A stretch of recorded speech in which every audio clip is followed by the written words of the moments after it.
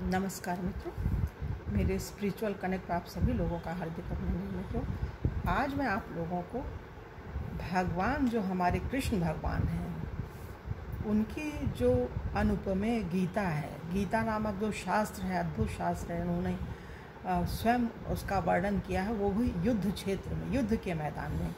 अर्जुन भी हम ही लोगों की तरह एक जीवात्मा है और वो किंग कर्तव्य विमूढ़ हो गया था, उसको कुछ सोच नहीं रहा था हमें क्या करना है, कैसे करना है। तो उस समय भगवान ने जो उपदेश दिया था मित्रों, उसके बारे में सुनना है, सुनाना है, अपने बच्चों को भी बताना है, पूरे समाज को ये गीता का ज्ञान प्रेषित करना है और अपने आचरण में लाना है।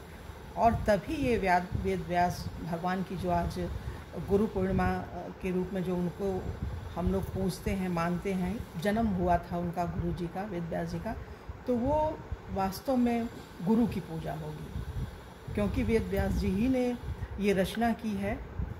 और उसमें रचना करने के बाद उन्होंने जो कहा है उसके बारे में बताएंगे मित्रों। तो ये आप लोगों का एक नैतिक कर्तव्य बनता है कि आप स्वयं भी पढ़िए भगवान की गीता को और लोगों को भी बोलिए। तो इससे क्या है ना, सुख शांति मिलेगी। बहुत दुखद स्थिति चल रही है, कोरोना काल चल रहा है, इसमें हम अपने आप को कैसे स्थित प्रज्ञ बनाएं। स्थित प्रज्ञ की मीनिंग होती मित्रों, सुख दुख में समान रहना। बस एक छोटी सी मीनिंग है, सुख भी होता है जीवन में, दुख भी होता है। तो इसके बारे में बताने वाली हूँ, इसको ध्यान से सुनिए मित्रों। और उससे पूर्व एक अनुरोध है आप लोगों से, यदि मेरे स्पिरिचुअल कनेक्ट आप लोगों ने सब्सक्राइब न किया हो तो सब्सक्राइब कर लीजिए और ज़्यादा से ज़्यादा लोगों को शेयर भी कीजिए मित्रों। तो चलिए हम लोग शुरू करते हैं। भगवान की जो वाणी है गीता, उसके बारे में कुछ थोड़ा सा उन्हीं के शास्त्र से, उन्हीं की किताब से, ये है हमारे पास, ये भगवत गीता है, 700 श्लोक हैं। तो इसमें जो मेन चीज़ है श्री गीता जी की महिमा, तो उसके बारे में हम आप लोगों को बता रहे हैं, उसको ध्यान से सुनिए। भगवान ने श्रीमद् भगवत गीता रूप एक ऐसा अनुपमेय शास्त्र कहा है। मतलब इसकी उपमा, जब भगवान ही बोल रहे हैं तो उपमा किस शास्त्र, किस चीज़ से की जाए। तो ये चीज़ है जिसमें एक भी शब्द सदुपदेश से खाली, मतलब हर शब्द एक उपदेश देने वाला है। श्री वेद व्यास जी ने महाभारत में गीता जी का वर्णन करने के उपरांत कहा है, गीता सुगीता कर्तव्या किमन्य शास्त्र विस्तर या स्वयं पद्मनाभस्य मुख पद्मद्वेष्मी श्रिता। मतलब गीता सुगीता करने योग्य है, अर्थात श्री गीता जी को भले प्रकार पढ़कर अर्थ और भाव सहित अंतःकरण में धारण कर लेना मुख्य कर्तव्य है। हर मानव का सर्वश्रेष्ठ कर्तव्य यही है कि गीता जी के जो विचार हैं उनको अपने आचरण में ले आएं, जो कि स्वयं पद्मनाभ भगवान श्री विष्णु के मुखारविंद से निकली हुई है। फिर अन्य शास्त्रों के विस्तार से क्या प्रयोजन है, फिर और दूसरे शास्त्र ये सब पढ़ने से क्या मतलब। एक गीता अगर हम अपने आचरण में लाते हैं गीता के सदुपदेश को, तो हमें और किसी चीज़ की ज़रूरत नहीं, जो कि आज गुरु पूर्णिमा पे एक प्रासंगिक अवसर है बोलने का, पढ़ने का, सुनने का, सुनाने का। ये चीज़ है। स्वयं श्री भगवान ने भी इसके महात्म का, मतलब अब इस गीता की महत्वता का वर्णन अंतिम अध्याय, जो 18वां अध्याय है, उसमें कहा क्या है, अध्याय 18 श्लोक संख्या 68 से 71 तक में, मतलब 68 श्लोक से 71 श्लोक तक में ये बात बताई है। आप सभी लोगों को गीता जी के 18वें अध्याय के बारे में, भागवत के, श्रीमद् भगवत गीता के 18वें अध्याय के बारे में पूरी जानकारी होनी चाहिए। वो भी विशेष क्या है, 68 श्लोक से 71, मतलब 68, 69, 70, 71, मतलब 4 श्लोक के अंतर्गत आपको वो चीज़ मिल जाएगी जो भगवान वस्तुतः देना चाहते हैं। इस गीता शास्त्र में मनुष्य मात्र का अधिकार है। भगवान कह रहे हैं ये इस गीता शास्त्र में मनुष्य मात्र का अधिकार है, चाहे वह किसी भी वर्ण आश्रम में स्थित हो, परंतु भगवान में श्रद्धालु और भक्तियुक्त अवश्य होना चाहिए, क्योंकि भगवान ने अपने भक्तों में ही इसका प्रचार करने के लिए आज्ञा दी तथा यह भी कहा है कि स्त्री, वैश्य, शूद्र और पाप योनि भी मेरे पारायण होकर परम गति को प्राप्त होते हैं। ये क्या है, ये भगवान ने किस जगह कहा है, गीता के अध्याय 18 श्लोक संख्या 32 में। अपने अपने स्वाभाविक कर्मों द्वारा मेरी पूजा करके मनुष्य परम सिद्धि को प्राप्त होते हैं। यह है अध्याय 18 श्लोक संख्या 46 में भगवान ने इस चीज़ को बताया। इन सब पर विचार करने से यही ज्ञात होता है कि परमात्मा की प्राप्ति में सभी का अधिकार है, परंतु उक्त विषय के मर्म को न समझने के कारण बहुत से मनुष्य जिन्होंने श्री गीता जी का केवल नाम मात्र ही सुना, वह कह दिया करते हैं कि गीता तो केवल सन्यासियों के लिए ही है। वे अपने बालकों को भी इसकी भय से गीता जी का अभ्यास, इस मतलब एक डर सा होता है कि कहीं हमारा बच्चा सन्यासी न हो जाए। गीता के ज्ञान से कदापि लड़का घर छोड़कर सन्यासी न हो जाए, किंतु उनको विचार करना चाहिए कि मोह के कारण छात्र धर्म से विमुख होकर भिक्षा के अन्न से निर्वाह करने के लिए तैयार हुए अर्जुन ने जिस परम रहस्यमय गीता के उपदेश से आजीवन गृहस्थ में रहकर, ये बहुत ध्यान देने की बात है, आजीवन गृहस्थ में रहकर अपने कर्तव्य का पालन किया, उस गीता शास्त्र का यह उल्टा परिणाम किस प्रकार से हो सकता अर्थात नहीं होगा।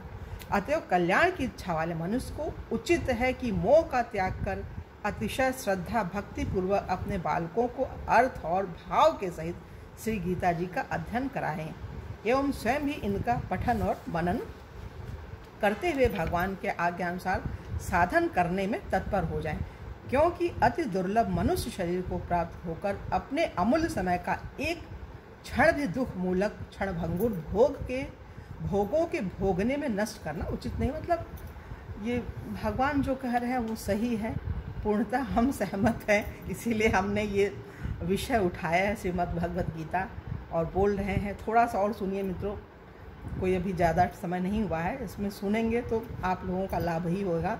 श्री गीता जी का प्रधान विषय क्या है? श्री गीता जी में भगवान ने अपनी प्राप्ति के लिए मुख्य दो मार्ग बतलाए हैं, एक सांख्य योग है, दूसरा कर्मयोग।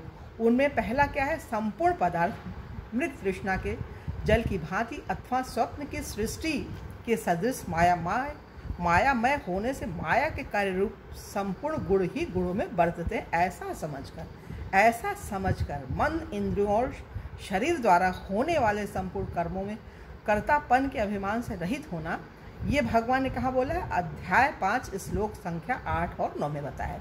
तथा सर्वव्यापी सच्चिदानंद घन परमात्मा के स्वरूप में एक ही भाव से नित्य स्थित रहते हुए एक सच्चिदानंद घन वासुदेव के सिवाय अन्य किसी के भी होने पने का भाव न रहना, यह तो सांख्य योग का साधन है।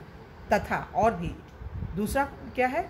सब कुछ भगवान का समझकर सिद्धि असिद्धि में समत्व भाव रखते हुए आसक्ति और फल की इच्छा का त्याग कर भगवत आज्ञा अनुसार केवल भगवान के ही लिए सब कर्मों का आचरण करना। ये है अध्याय 2 श्लोक संख्या 48, अध्याय 5 श्लोक संख्या 10। अध्याय 2 श्लोक संख्या 48 में और अध्याय 5 के श्लोक संख्या 10 में है। ये आप लोग को याद करना है और वो खोलना है, किताब पूरी भगवत गीता ले आइए, पढ़िए मित्रों, कल्याण होगा आपका, पूरे परिवार का होगा और आपके साथ जो लोग रहेंगे सबका होगा। तथा श्रद्धा भक्ति पूर्वक मन वाणी और शरीर से सब प्रकार भगवान की शरण होकर नाम गुण और प्रभाव सहित उनके स्वरूप का निरंतर चिंतन करना। ये लिखा है भगवान वेद व्यास जी ने, क्योंकि उन्हीं की पूर्णिमा है, उन्हीं के जन्मदिन के उपलक्ष्य में हम लोग गुरु पूर्णिमा मनाते हैं, तो उन्होंने ही लिखा है अध्याय 6 श्लोक संख्या 47 में, यह कर्मयोग का साधन है। उक्त दोनों साधनों का परिणाम एक होने के कारण वे वास्तव में अभिन्न माने गए हैं। ये चीज़ भगवान ने बताई है, भगवान माने वेद व्यास भगवान जी ने। अध्याय 5 श्लोक संख्या 4 और 5 में, परंतु साधन काल में अधिकारी भेद से दोनों का भेद होने के कारण दोनों मार्ग भिन्न भिन्न बतलाए गए हैं। ये कहाँ है? अध्याय 3 श्लोक 3, तीसरे अध्याय के तीसरे श्लोक में। इसलिए एक पुरुष या व्यक्ति, कोई भी स्त्री पुरुष कोई भी हो, इसलिए एक व्यक्ति दोनों मार्गों द्वारा एक काल में नहीं चल सकता है। जैसे श्री गंगा जी पर जाने के लिए 2 मार्ग होते हुए भी एक मनुष्य दोनों मार्गों द्वारा एक काल में नहीं जा सकता। उक्त साधनों में कर्मयोग का साधन संन्यास आश्रम में नहीं बन सकता, क्योंकि संन्यास आश्रम में कर्मों का स्वरूप से भी त्याग कहा गया है। ये ध्यान रखने की चीज़ है। इसीलिए लोग भिक्षाटन करते हैं, जो सन्यासी होते हैं 5 घर जाते हैं, जो मिलता है भिक्षा मांग के खा लेते हैं, नहीं मिलता है तो पानी पी के सो जाते हैं। तो ये चीज़ है, क्योंकि उसमें कर्म का निषेध है संन्यास में। और सांख्य योग का साधन सभी आश्रमों में बन सकता है। सांख्य योग का साधन सभी आश्रम में बन सकता है। यदि कहो कि सांख्य योग को भगवान ने संन्यास के नाम से कहा है, इसलिए उसका संन्यास आश्रम में ही अधिकार है, गृहस्थ में नहीं, तो यह कहना ठीक नहीं। मतलब ये दोनों ही चीज़ें ठीक नहीं है, भगवान बता रहे हैं। क्योंकि दूसरे अध्याय में श्लोक संख्या 11 से 30 तक जो सांख्य निष्ठा का उपदेश किया गया है, उसके अनुसार भी भगवान ने जगह जगह अर्जुन को युद्ध करने की योग्यता दिखाई है। यदि गृहस्थ में सांख्य योग का अधिकार ही नहीं होता तो भगवान का इस प्रकार कहना कैसे बन सकता। मतलब सांख्य योग का भी अधिकारी गृहस्थ भी हो सकता है। सन्यासी तो होते ही हैं, गृहस्थ भी हो सकता है। इसकी मीनिंग सिर्फ यही है। हाँ, इतनी विशेषता अवश्य है कि सांख्य मार्ग का अधिकारी देहाभिमान से रहित होना चाहिए, क्योंकि जब तक शरीर में अहम भाव रहता है तब तक सांख्य योग का साधन भली प्रकार समझ में नहीं आता। इसी से भगवान ने सांख्य योग को कठिन बतलाया है। ये क्या है अध्याय 5 श्लोक संख्या 6 में। तथा कर्मयोग साधन में सुगम होने के कारण अर्जुन के प्रति जगह जगह कहा है कि तू निरंतर मेरा चिंतन करता हुआ कर्मयोग का आचरण कर। मतलब कि जो व्यक्ति होता है जब सन्यासी हो जाता है तो अपना अंतिम संस्कार करने के बाद ही, अपना श्राद्ध कर्म करने के बाद ही होता है, तो उसको देहाभिमान तो होता नहीं है और उसके कोई नाते रिश्तेदार होते नहीं, वो सिर्फ भगवान से जुड़ा हुआ होता है। तो वो सन्यासी तो आसानी से उस मार्ग पे चल सकता है सांख्य योग वाले। और भगवान ने गृहस्थों के लिए कर्म योग को सरल बताया है, लेकिन वो सांख्य योग पे भी जा सकता है अगर कोई बहुत ज्ञानी है। भगवान कहते हैं ज्ञानी भक्त मुझे सबसे ज़्यादा प्रिय है। और भक्त तो होते हैं जो एक नादान भक्ति तो है लेकिन ज्ञान नहीं है, तो उनको भगवान दूसरे दर्जे का बोलते हैं। ज्ञानी भक्त सर्वश्रेष्ठ होता है, उसको ज्ञान होता है तो वो थोड़ा ज़्यादा अच्छा होता है। भगवान ने ये बोला है, हमने पढ़ा है मित्रों ये गीता, और बोला भी है तो हमें समझ में आ रहा है। तो ये चीज़ है। और भगवान के बारे में आज ये जानना ज़रूरी है ना। उसका जो है शांताकारम भुजगशयनम का जो अर्थ है उसको आप समझिए। जिनकी आकृति अतिशय शांत है, जो शेषनाग की सैया पर शयन किए हुए हैं, जिनकी नाभि में कमल है, जो देवताओं को भी ईश्वर और संपूर्ण जगत के आधार हैं, जो आकाश के सदृश सर्वत्र व्याप्त हैं, नील मेघ के समान जिनका वर्ण है, अतिशय सुंदर जिनके संपूर्ण अंग है, जो योगियों द्वारा ध्यान करके प्राप्त किए जाते हैं, जो संपूर्ण लोकों के स्वामी हैं, जो जन्म मरण रूप भय का नाश करने वाले हैं, ऐसे लक्ष्मीपति कमल नेत्र भगवान श्री विष्णु को मैं प्रणाम करता हूँ। मतलब ये वंदना है। बोला गया है ना, तुम्हें माता पिता तुम सर्वम देव, तो यही चीज़ है, इसीलिए बोला गया भगवान ही सब कुछ है ना। तो इनकी उपासना, ये जो लॉर्ड कृष्णा है, गुरुओं के गुरु, सबसे बड़े गुरु, भगवान गुरु सब मतलब आए हैं जब जीवन में मानव देह धारण किया है, तो उन्होंने जो काम किया है अद्भुत किया है। कृष्ण ने भी, राम भगवान ने भी, तो सबसे बड़े उपदेशक, सबसे बड़े गुरु हमें लगता है भगवान कृष्ण हैं। और उनकी ये भगवत गीता तो ज़रूर हम सभी को पढ़ना और सुनना चाहिए, और एक दूसरे को भी शेयर करना चाहिए, जिससे सबका भला हो सके मित्रों। तो ये आप लोग कर सकते हैं। और इसमें तो क्या, आप लोग स्वयं समझदार हैं, सब जानते हैं, सभी लोग वीडियो बनाते हैं अपने अपने ढंग से। तो हमारा थोड़ा आध्यात्मिक रुझान है, हमको भगवान का यही समझ में आया तो हमने ऐसे ही बना दिया। तो सबकी अपनी समझ है, सोच है, अपने अपने ढंग से हर व्यक्ति वीडियो बनाता है। तो भगवान ने जो हमको दिया ज्ञान, जो समझ दी, तो हम भगवान के चरणों में समर्पित करते हुए अपनी भावना को, अपनी भावांजलि उनके चरणों में व्यक्त करते हैं, क्योंकि उनसे बड़ा कोई गुरु नहीं है। हम भगवान से आशा करते हैं प्रभु हमको सद्बुद्धि दीजिए और हम सद्विचारों को लोगों तक भेज सकें। शक्ति और सामर्थ्य दीजिए कि हम कभी विचलित हुए बिना अपना काम करते रहें, आजीवन करते रहें प्रभु।